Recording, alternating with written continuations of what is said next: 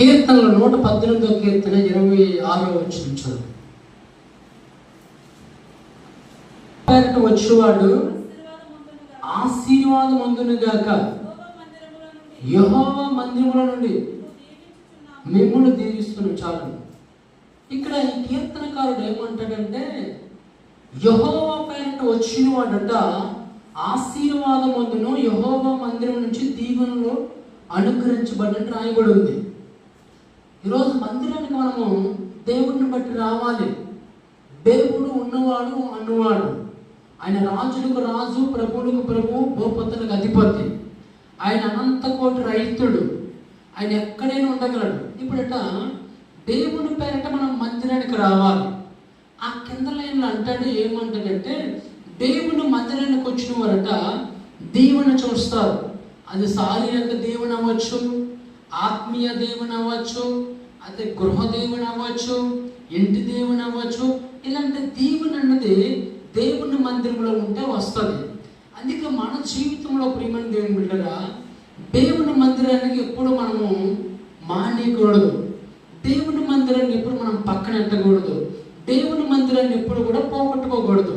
చూడండి, దేవుని మందిరంలో ఉన్నవారిని దేవుడట దీవించడం ప్రారంభిస్తాడు, ఆశీర్వదించడం ప్రారంభిస్తాడు, కార్యాలు చేయడం ప్రారంభిస్తాడు. చూడండి, అయ్యగారు అన్నట్టుగా దీవెనల కోసం రాయబడి ఉంటుంది. చదువు. ద్వితీయోపదేశకాండం 28:2. నీ దేవుడైన యెహోవా మాట విని ఎడలా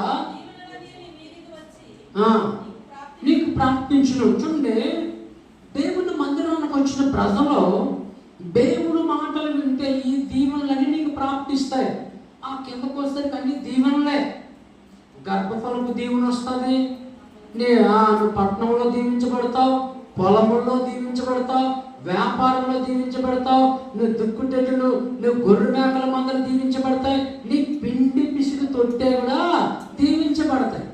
అందుకే దేవుని మందిరానికి వచ్చిన మనమాట దేవుని మాట మీద ఆశ పెట్టుకోవాలి. దేవుని మాటకి చెవి ఇవ్వాలి.